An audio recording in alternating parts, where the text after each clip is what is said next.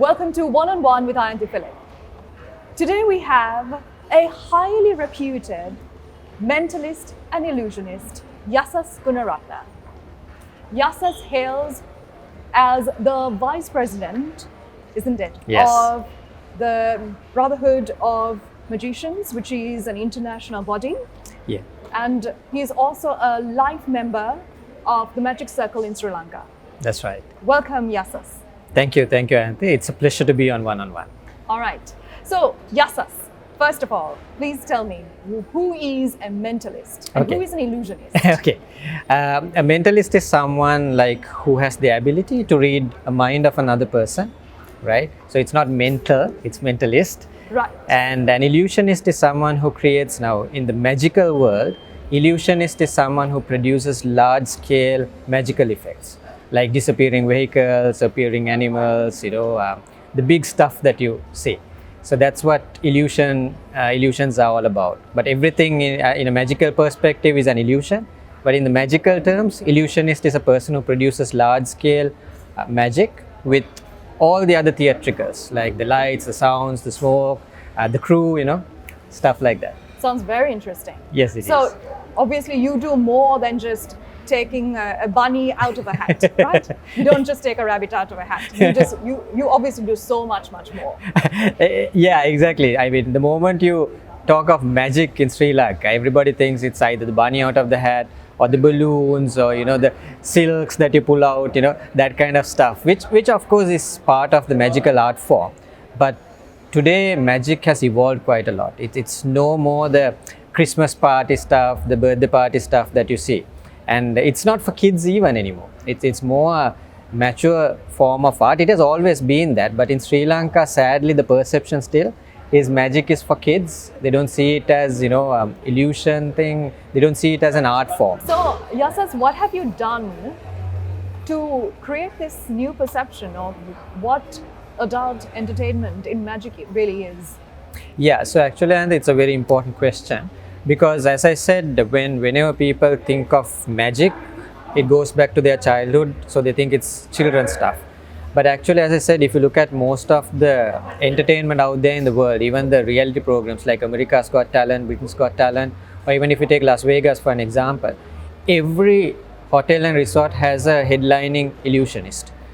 So the main thing for me was to bring that experience to Sri Lanka. To bring that, it was really essential for me to see what's out there. So back in 2015, I made that journey to be part of, or rather to witness the World Championship of Magic. So the World Championship of Magic is actually like the Olympics. It happens once in 3 years. And in 2015, it was in Italy. So I went there to kind of see what magic is like there, to build networks, and that actually changed the game. It really gave me openings into some of the best international magicians, even people that I've been inspired by to, meet those guys, have a chat with them. And as a result, for the first time in Sri Lankan history, in 2016, we were able to have a show under my brand called Night of Illusions. Now, Night of Illusions was there. It was created as a brand during my school time, but it was revived after 10 years in 2016. So it came as Night of Illusions Returns, and we had 3 magicians or mentalists, I would say, who were international magicians. One was Sean Farquhar, who was a 2 times world champion. And we had the clairvoyants. At that time, they were not even going as clairvoyants. They were going as Tommy Tan and Emily. Right. So they came to Sri Lanka, and together we had this show at the Museum's Auditorium. So that was the first milestone, I would say, that really set a new bar of magic. Because before that, magic, even as a ticket for a show, never sold probably over 1,000 rupees. But my show actually started at 1,000 rupees, and we had even 10,000 rupee tickets. And it was a sold out show. Plus, we were able to donate 1.1 million to the cancer hospital in Kandy, which was a development project at that time. So with that, there was several things that happened. I was able to be part of Franz Harare's House of Magic in Macau. He invited me. So it gave me an experience of a live production, a $40 million production. So all those experiences actually helped me to kind of establish something in Sri Lanka. And in 2017, again, we had the show, Night of Illusions, with a Las Vegas headline and several other magicians. So we were able to get those guys down here. And each time we get international artists, it's like free consultancy for us as well. Right. Because we get to work with them, we share the stage, they share their stories on America's Got Talent and all the top TV shows out there.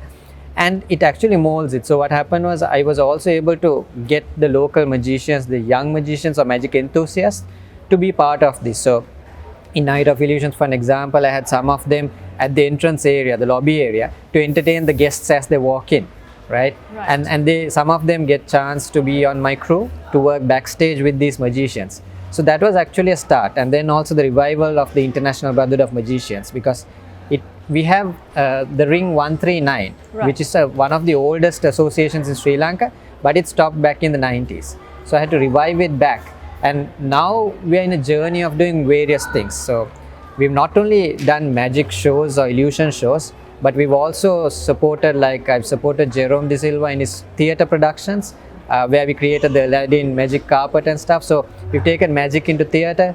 I've been consulting for TV shows. I've consulted a particular celebrity for his opening act. So I'm looking at how magic can be diversified, because magic actually is an entertainment form of art. It's anything like singing or dancing, sometimes a bit more challenging, because it has an illusion perspective behind it. Yes. So I think all these things we've been putting as a team through the Night of Illusions brand has kind of changed the game. Then in 2019, just before the Easter attack, with Cinnamon, I was able to bring in the Clairvoyance to Sri Lanka, which was again a Broadway show, and it was probably the next record that we created in magic. We sold over 1,200 tickets, and again it was a sold out show. So I think magic definitely is changing in this market. Illusions are changing. There's so much of technology that comes behind it, so much of theatrical art that comes with it.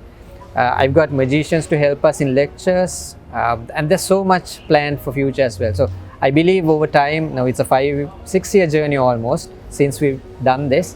I think within few more years we might have a better perception about magic in Sri Lanka. That's so wonderful. So you really worked hard.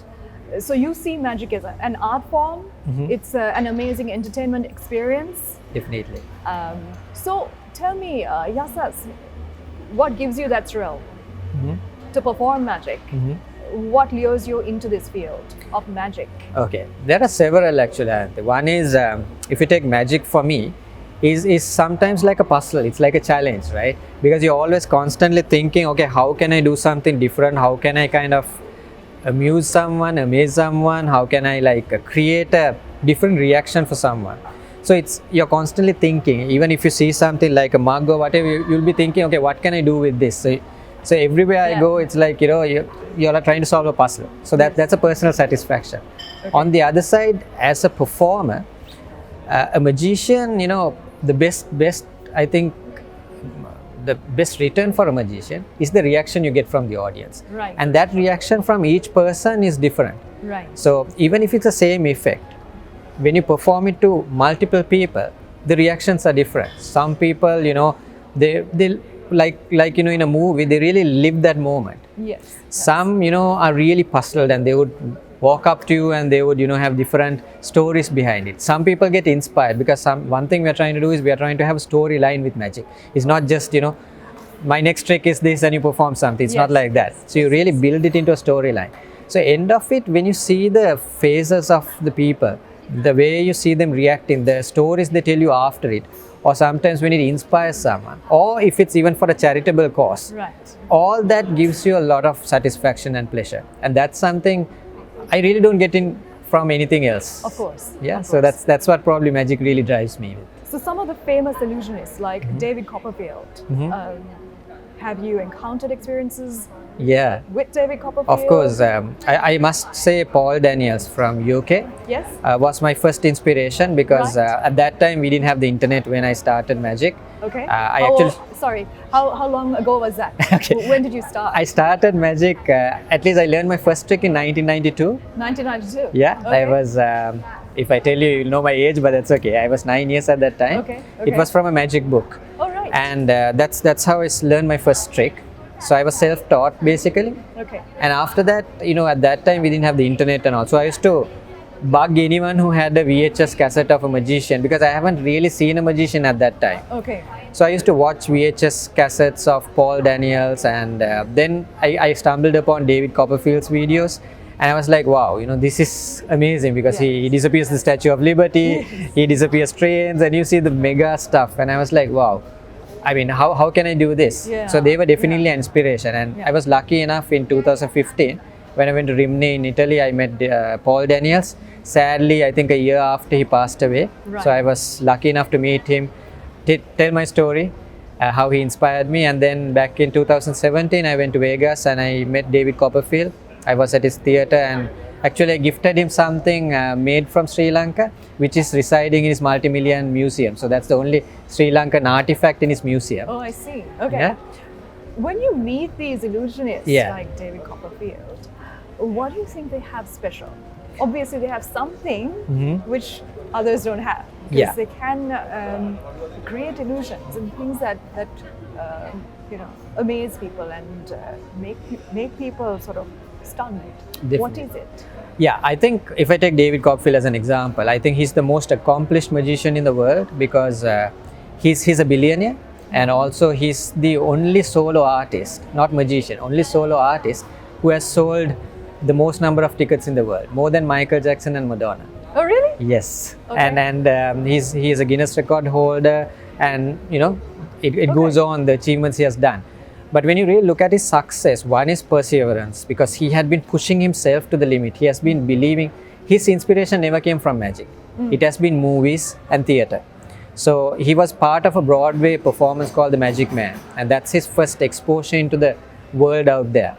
So he took inspiration from different sciences of performing arts, and now the good side, what probably we don't get, is the exposure and experience out there, because you have professional bodies that teach you stuff, and you have an ecosystem. So when it comes to even theater, you need, as I said, the lights, the sounds. Yes. You have to have theater space. All that is there in America. So part of the ecosystem also helped him. And then he was surrounded by some of the best experts. Even now, if there's certain new things created in the magic world, sometimes they are pitched at people like David Copperfield first. So they get the first-hand experience of the new knowledge areas. So that is one thing. But on the other side, it's definitely, he's now probably 63 years old, but he doesn't look that old. I think that's his biggest magic, the way he presents himself. But he still performs today. And he performs over 500 shows a year. And lastly, Yasas, what strategies and plans do you have for magic in Sri Lanka? Yeah. So as I said, Ayanthi, we've started it, I kind of worked on it quite early. Actually, it was when there was a break during my higher studies that I was not involved in magic very actively. But in 2013, I got back. And since 2015, I've been pushing the bar. I've been setting a benchmark at my own level to surpass things we've been doing. And it's all about, so I thought the first step is bringing international artists in. Yes. So that gave the exposure to our local magicians. Yes. Now the next step we're working on is taking our local guys into international arena. Right. So one thing is, obviously we need that performance experience. So we need to have more and more opportunities to perform, to showcase these guys. So as a result, we had a TV show. At the moment, I'm co-hosting a virtual show. Right. We are showcasing local magicians, and we are inviting international magicians as well. So all that is helping our ecosystem to grow. And then also, magic as an art has always been a secretive art. You don't kind of share. I mean, Yes. unlike theater where you have a script and everybody shares, or kind of you act together. Magic is kind of solo, right? But I kind of broke that barrier, saying, no, it's time for us to get together. So we have a Facebook group. We have over 100 magicians on it. Whenever I have events, as I said, even when the Clairvoyants had, I got opportunity for our magicians to help as support crew. So we've been combining magicians together, and we have something called jams, just about magic, where we get together and we jam about magic. Right? So all these collaborations are actually helping us, everyone, to grow in different ways, because we have magicians who are now doctors, we have aircraft engineers, we have user interface, user experience guys, we have all sorts of creative guys, all sorts of professionals who are also having an interest in magic. So it's a passion, a hobby. I would say it's beyond a hobby now. It's a profession. But what we've done is we've brought in different people with different perspectives who collaborate together to bring in a new art form. Fantastic. So now we have different magicians. There's a guy who's a doctor, who's a Rubik's Cube guy. He does magic with Rubik's Cube. I do mentalism and illusions. Then we have another guy who does stuff with dice and coins. So I think that will change the game. And I think the main thing I would request from anyone out there is have an open mind. The moment you hear magic in Sri Lanka, don't think it's for kids. Don't think it's, the Christmas party type. It has changed. Yes. We have so much of other stuff, and that's what Night of Illusions is all about. It's about change in the magic game. Right. And maybe my dream is to have a dedicated theatre in Sri Lanka one day where we have magic happening. Yes. And also having a Sri Lankan world champion out there. So we create someone from Sri Lanka to go into the international market. Right. And kind of really change the game. Maybe someone to be in Vegas from Sri Lanka. Fantastic. Or bring Vegas to Sri Lanka, maybe. All right, thank you so much, Yasas. Thank you, Ayanthi. It's very interesting to hear about this very unconventional profession of magic. I wish you all the best. Thank you, Andy. Thank you for inviting me, and I thank Daily Mirror Online and One-on-One, and you especially for inviting and giving us this opportunity to talk about magic and illusions. You're welcome. Take care. You're watching One-on-One with Ayanthi Philip. Our sponsors today, the Hilton Hotel, L'Atelier Touché, and Stafford & Chan.